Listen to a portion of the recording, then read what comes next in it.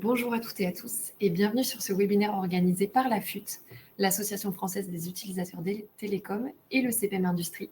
Donc vous êtes ici parce que vous avez probablement visité le salon CPM à Angers, que vous souhaitez moderniser vos outils de production ou que vous êtes tout simplement curieux. Donc le chemin vers l'industrie 4.0, il est complexe et pour vous accompagner aujourd'hui, j'ai le plaisir d'être accompagnée par Bernard Dupré, qui est le président de la FUT, et Rose-Viviane Jupiter-Vanel, qui est experte en transformation digitale sécurisée.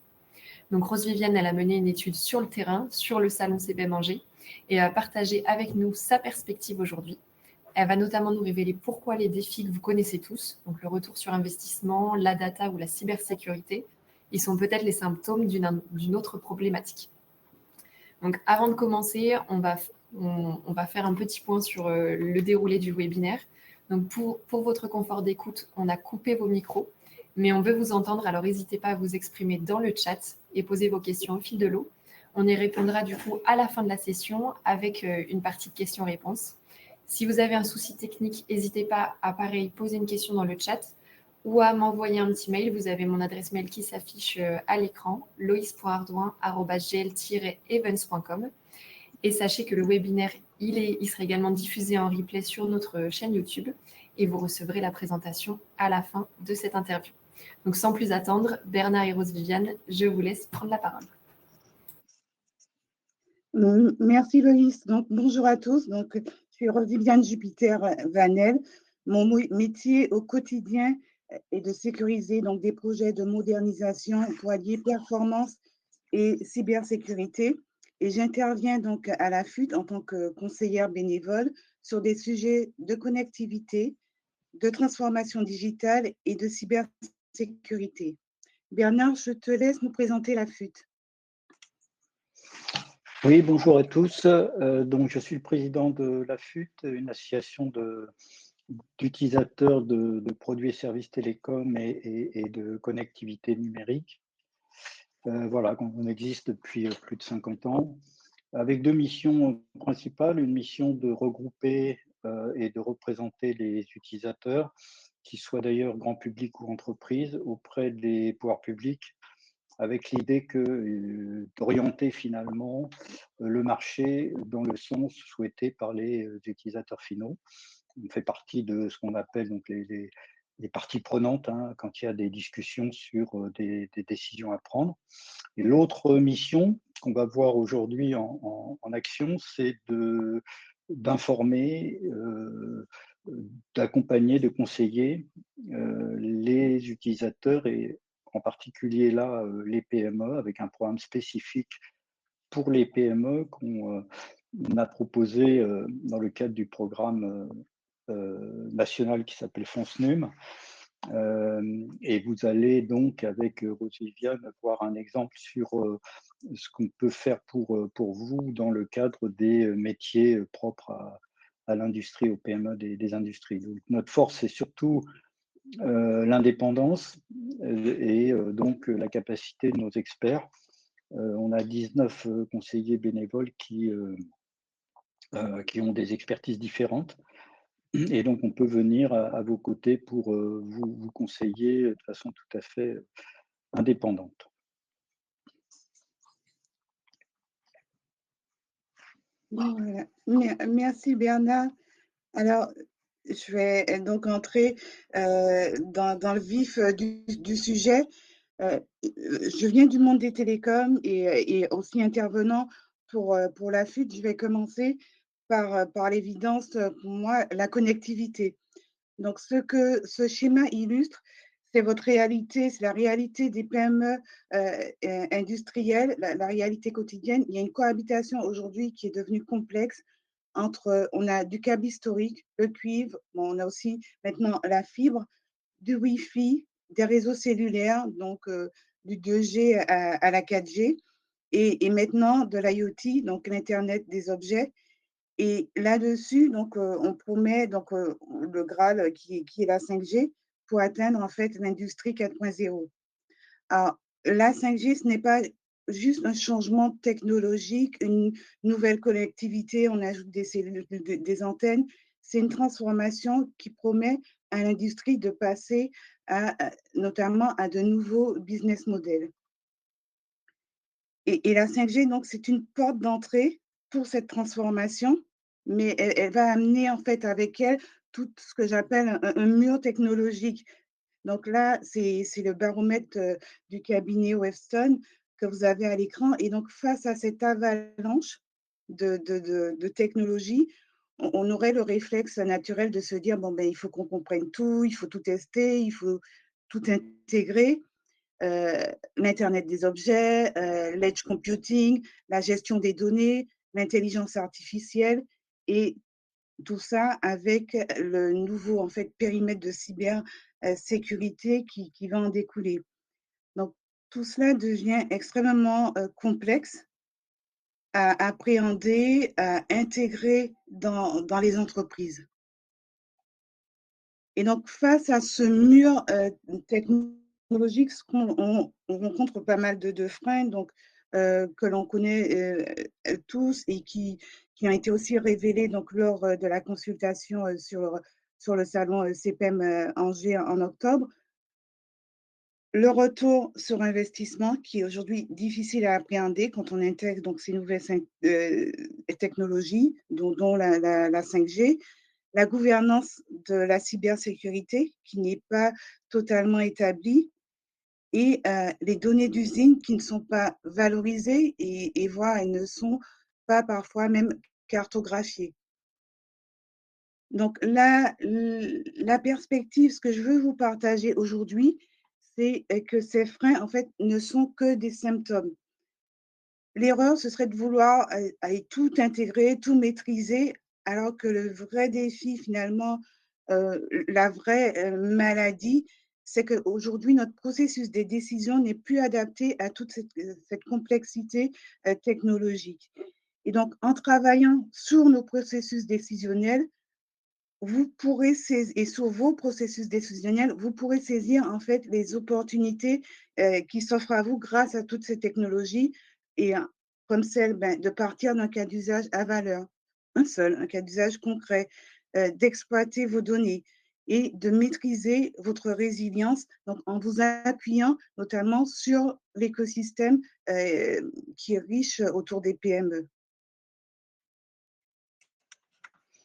Voilà, donc vous avez compris que, en fait, soit vous allez subir, bah, ce défi et sans pouvoir, prendre les bonnes options, et si vous attendez, bah, vos concurrents, eux, vont commencer à avancer. Donc, Rose Viviane, comment est-ce qu'on peut, au contraire de laisser filer les nouvelles technologies, bah, en profiter parce que ce sont des leviers de performance, bien évidemment, notamment dans l'univers de l'industrie où il y a énormément à faire autour, par exemple, des objets connectés. Mmh. Oui, en effet, Bernard, le véritable enjeu aujourd'hui, finalement, il n'est pas technique, il est stratégique. Et le vrai défi, en fait, concerne le processus de décision. Il faut décider, en fait, par quoi on commence. Il faut décider quel est le bon combat. Il faut décider où on va mettre le curseur, donc entre le risque et l'innovation. Et pour prendre cette décision éclairée, il faut une boussole. Et en fait, la seule boussole pour l'entreprise, ce sont ses priorités business qui vont découler de son contexte environnemental, de sa culture, de son organisation et de ses processus, opérationnels. Donc, avant de parler technologie, on va parler des priorités business, de là où l'industrie, l'entreprise, l'usine veut aller et ce quelles sont en fait ses vraies douleurs côté métier. Et donc pour franchir ce mur, on va changer radicalement de philosophie. Donc jusqu'ici, on a souvent vendu aux PME de la technologie et ce qu'à la FUT, on vous propose en fait, et ce que moi je vous propose, c'est de faire, l'inverse, de partir de vos réalités, de votre culture, de vos priorités business et c'est ce besoin en fait qui va conduire à la bonne technologie. Donc l'idée, c'est de faire de la prudence une stratégie. Donc, au lieu de foncer tête baissée, on sécurise 3 piliers, les flux de données. des processus dans l'entreprise. Il faut les connaître, il faut les cartographier et il faut pouvoir ensuite les valoriser, pouvoir faire des simulations de retour sur investissement qui prennent en compte les données et le contexte de l'entreprise et puis estimer les risques de cybersécurité. Ce qui permettra ensuite de pouvoir faire un choix éclairé. Et pour réussir cette stratégie, j'ai conçu une méthode décisionnelle frugale qui est pensée pour relier le retour sur investissement, les risques de cybersécurité et la faisabilité. Donc, cette méthode, elle a été conçue en se référant à des cadres méthodologiques qui sont éprouvés dans les grands groupes ou à l'international.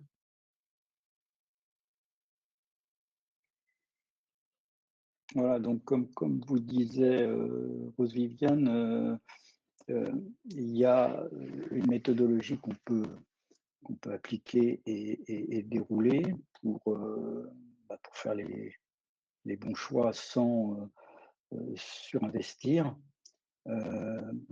Donc cette méthodologie, vous pouvez vous l'appliquer à vous-même, mais donc avec la FUT, nous avons la possibilité de venir Entendez? chez vous Vous m'entendez? et de Oui, vous c'est aider. bon, on Voilà, t'entend. Je ne sais Rosemary. pas ce qui s'est passé. Bon, c'est pas grave, on va continuer quand même. Je sais pas ce que vous avez entendu. Alors oui, je vous disais que, cette méthode, elle a été, conçue pour piloter donc les 3 piliers, les flux de données des processus, les simulations de ROI, retour sur investissement et les risques. Donc en 6 étapes logiques. Donc la première étape, P comme profiler, c'est l'atelier de cadrage initial. On va commencer par un diagnostic sur site, par écouter, comprendre le contexte de l'entreprise, évaluer sa maturité, définir les objectifs business et surtout identifier 3 cas d'usage prioritaires. Ensuite, il y a la phase, I comme identifier. Donc là, c'est une phase de tri où là, on va analyser ces cas d'usage. Est-ce qu'ils sont simples, s'ils sont simples, compliqués ou complexes? Donc ce tri, cette analyse, elle est inspirée du framework Cinefin de Dave Snowden qui permet en fait de décider dans un environnement incertain. Et l'idée, c'est de ne pas appliquer le même parcours, la même méthode unique à tous les problèmes, hein. Il y a des cas d'usage qui seront simples et d'autres qui sont beaucoup plus complexes, où là, on n'aura pas le même processus décisionnel. Ensuite, on a la phase limitée, donc elle comme limitée. Donc là, c'est le cœur de l'expertise. L'idée, c'est d'appliquer le bon parcours pour analyser les risques business et cybersécurité. C'est ce que l'on fait dans cette phase. En fait, on pourra avoir, si on a un cas d'usage complexe, on pourra avoir une analyse pré-mortem pour. Et si on a une, un cas d'usage simple, plus simple, là, une checklist de diagnostic cyber peut faire l'affaire. Et donc, ensuite, on a la phase objectivée. Et pour cette phase objectivée, là, on va traduire en chiffres, définir des objectifs et des résultats clés et faire donc des simulations, des calculs le calcul de la valeur, le calcul du retour sur investissement. Ensuite, sur la phase transformée, c'est le moment là de la décision. On organise un atelier de décision pour avoir un go, no go ou pour cadrer un POC, par exemple, un proof of concept, une phase de test. Et quand on a la phase évaluée, donc c'est l'atelier de retour d'expérience et le plan d'amélioration où on va pouvoir évaluer le succès du POC s'il y en a eu un, mais surtout on évalue notre processus de décision lui-même pour apprendre à s'améliorer en continu. Alors, c'est une méthode avec en fait, il y a un plan d'action et donc à chaque étape, il va y avoir des livrables.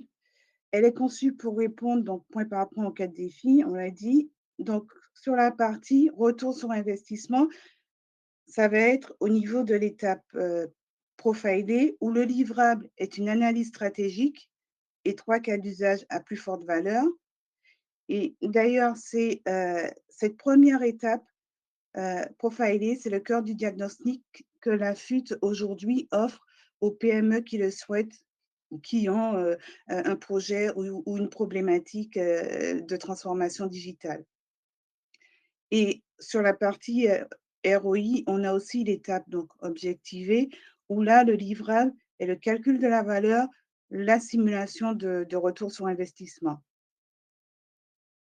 Pour ce qui concerne les craintes en matière de cybersécurité, donc l'étape limitée permet de traiter les problématiques de cybersécurité. Donc, avec un diagnostic de maturité de cybersécurité et un plan d'action si nécessaire. Donc, la sécurité, elle est là intégrée dès le départ, même en cas de projet complexe, où là, on va travailler sur une analyse pré-mortem, donc en imaginant tout ce qui peut faire échouer le projet.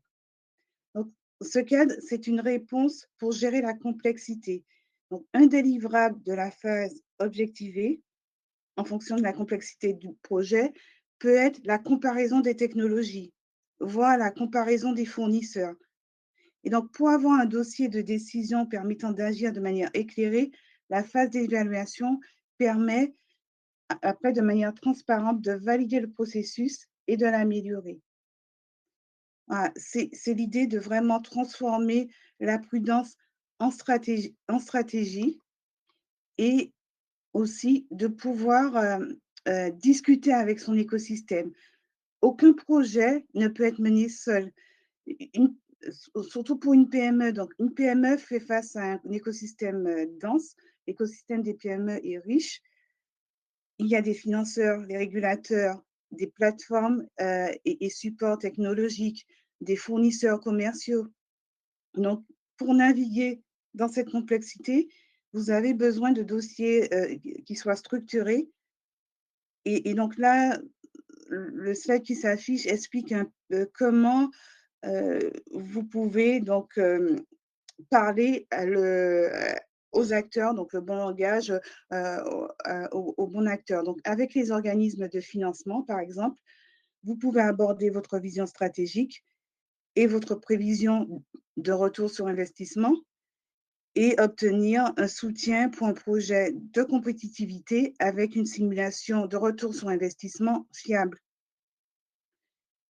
Les analyses de risque vous permettent de transformer la contrainte réglementaire, NIS2, CRA, en un levier de confiance et de résilience et d'aborder en fait plus sereinement les discussions avec les régulateurs et aussi parfois avec les donneurs d'ordre qui vont de plus en plus demander dans leurs appels d'offres, la compliance avec la réglementation, cybersécurité.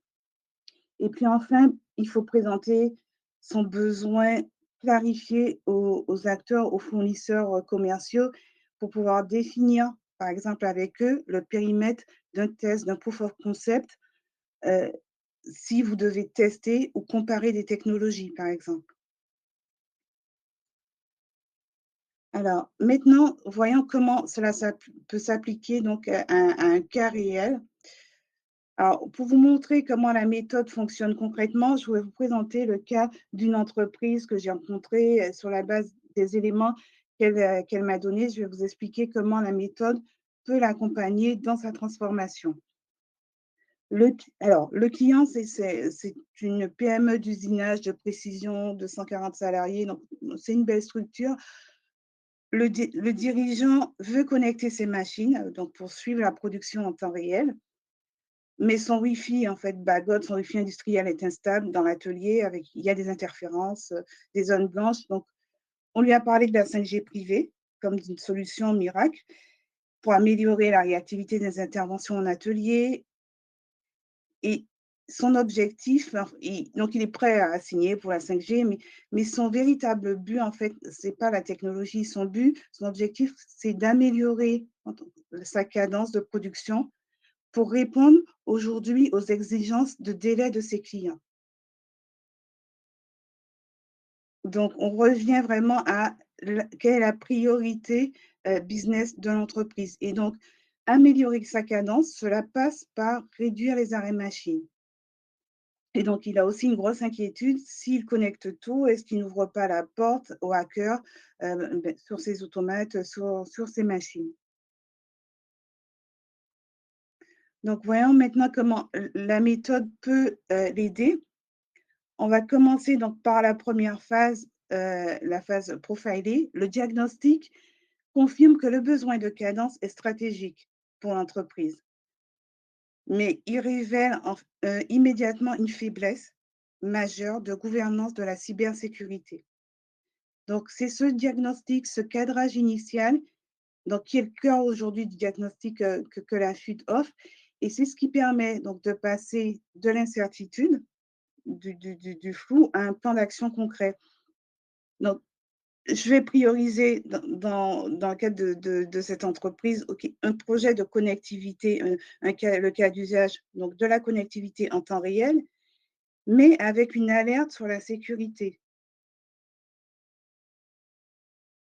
Ensuite, on va passer à l'étape identifier, donc qui va révéler que l'OT, que toute la partie opérationnelle serait directement impactée par le projet. Et là, la méthode pilote impose une mise à niveau cybersécurité.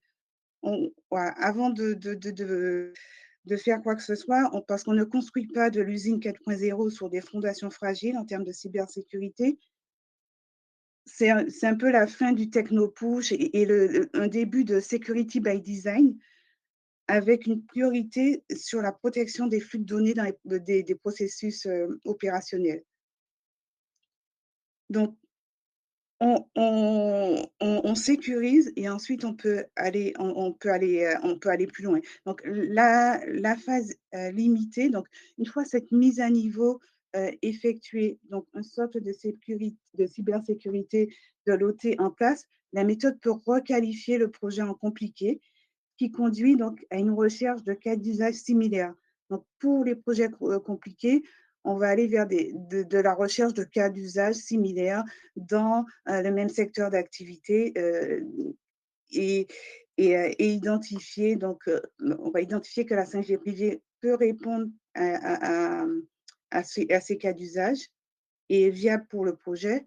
Et ensuite, la partie objectivée permet de relier donc, des objectifs business, donc la cadence, à des indicateurs clairs, des gains financiers, mais aussi à des indicateurs de cybersécurité, comme le temps d'interruption maximale acceptable de la production. Les coûts aussi sont évalués en intégrant les coûts de cybersécurité pour dégager un retour sur investissement réaliste.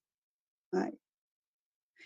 Et la partie, donc la phase transformée, donc face à l'évaluation du retour sur investissement positif, mais un CAPEX qui reste élevé, la décision, ce n'est pas un go total, c'est un go pour un POC, pour tester pendant 60 jours sur quelques machines. Donc, c'est une décision pour maîtriser le risque. Et ensuite, avec la phase évaluée, à l'issue des 60 jours, on va pouvoir constater le succès du test, ce qui va permettre de décider de l'extension aux autres machines. Et tout aussi important, on va évaluer aussi le processus de décision en lui-même pour l'améliorer. Donc, bon, comme vous le voyez, l'idée, c'est pour la PME, ce n'est pas d'acheter de la 5G, c'est de mener un processus de décision sécurisé qui va transformer un risque en levier de performance. Et dans le cadre de mon engagement à la FUT, je vous propose donc 4 diagnostics complets d'une valeur de 2 700 € et pour les PME qui seront sélectionnées. Donc, si vous aussi, vous avez une problématique de production, une douleur digitale ou cybersécurité, je vous invite à candidater. Je vais lancer le petit sondage qui permet de candidater et laisser la parole à Bernard pour qu'il puisse nous expliquer les modalités de cette offre.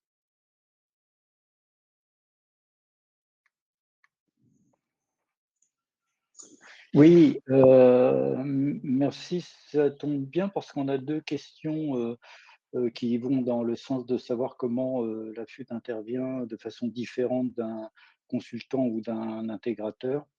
Et c'est exactement ce que je vous expliquais au début. En fait, nous, alors, vis-à-vis d'un intégrateur, clairement, je pense que l'exemple que Rose Viviane a pris montre que quelqu'un va venir en disant: «Moi, j'ai la solution, vous passez à la 5G, j'assure l'intégration». Donc on voit bien que on ne vous laisse pas forcément beaucoup de temps de réflexion sur le choix à faire.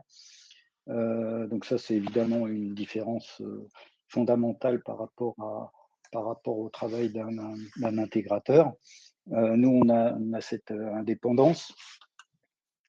J'espère que le micro est toujours là. Oui, on t'entend. Donc ça, c'est clairement cette façon de prendre un petit peu de recul par rapport à des solutions toutes prêtes dans les tiroirs.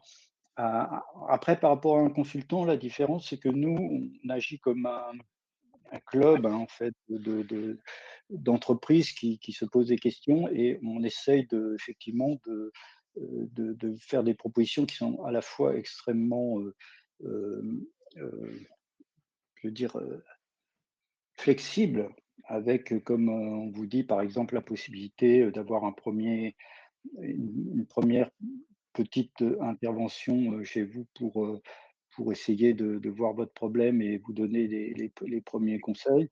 Ça peut aller plus loin, évidemment, mais toujours avec des budgets qui sont plus restreints dans la mesure où, pour nous, l'important, c'est de créer vraiment une communauté de métiers, une communauté d'entreprises qui ont des problèmes communs et finalement de fédérer un peu tout ça. Voilà, je ne sais pas si j'ai répondu. Je pense que Rose Viviane peut compléter un petit peu sur les deux questions. Je pense que tu verras dans le chat. Oui, je vais prendre une question. Il ne reste plus beaucoup de temps, donc je vais prendre la première question et ensuite, si vous en avez d'autres, vous pouvez donc nous écrire. Alors, la première question, ça, alors, Oui, on a une question de Priscilla, tout à fait. Merci, mais en quoi votre méthode est-elle vraiment différente d'une approche agile, d'un PDCA, donc Plan Do Check Act, ou d'un audit de maturité classique? N'est-ce pas juste un nouvel acronyme pour du bon sens? d'accord. Oui, donc on connaît bien, je sais, dans l'industrie, ce PDCA, et je le connais bien aussi en cybersécurité. Donc, vous avez raison, la méthode, elle s'inspire de cadres éprouvés, comme je l'ai mentionné, donc comme Cinefin, comme les méthodes d'analyse de risque IBIOS-RM. Sa différence, en fait, c'est dans les étapes et dans la fusion qu'elle impose.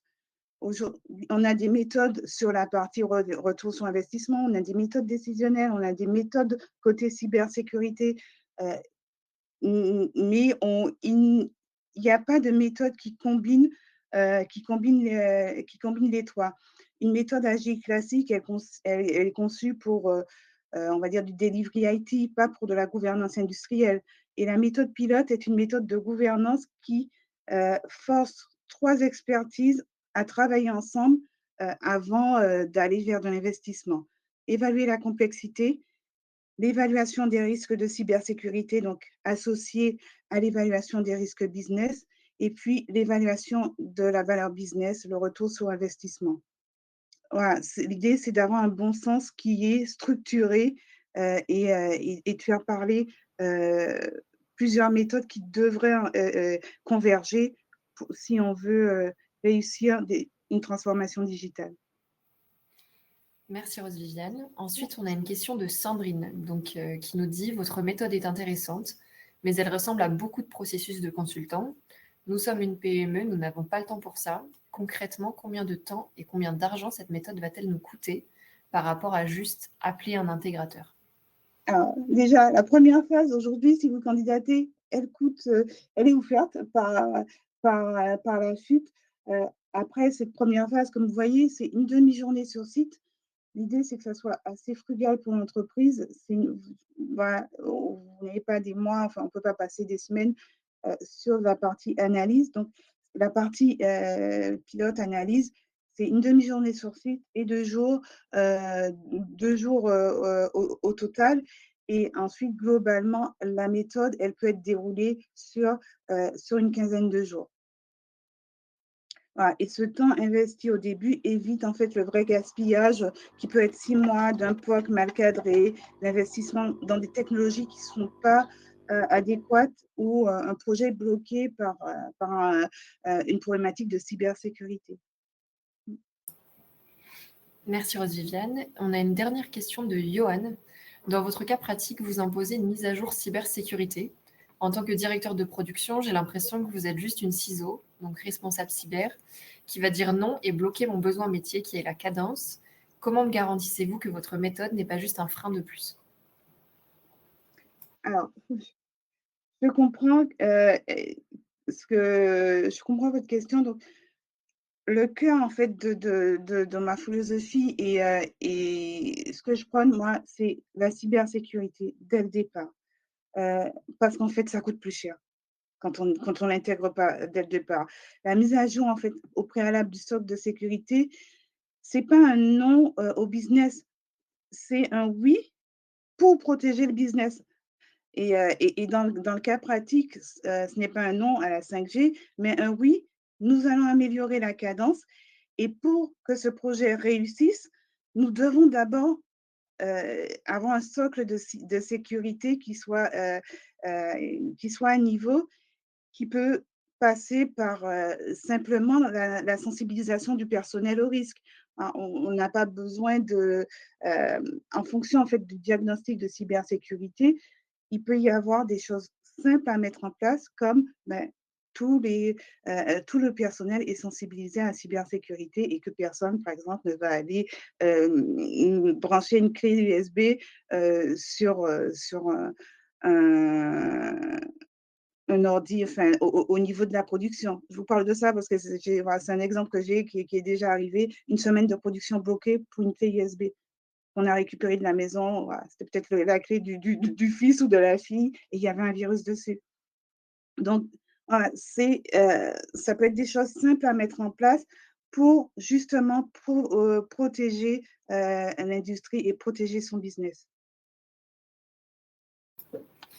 Et je crois que c'était la dernière question. En tout cas, Rose, Viviane et Bernard, un grand merci pour cette présentation et pour offrir aussi à ceux qui participent à ce webinaire, à 4 personnes, un diagnostic offert par la FUT.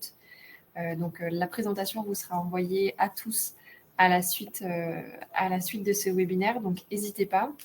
Un grand merci et vous aurez également les contacts de Bernard et Rose Viviane si vous souhaitez prendre contact avec eux suite à ce webinaire. N'hésitez pas à remplir aussi le sondage pour préciser aussi vos besoins liés du coup à ce diagnostic. Donc, on vous souhaite à tous une super bonne fin de journée. Merci à tous. Au revoir. Bonne journée. Merci, bonne journée.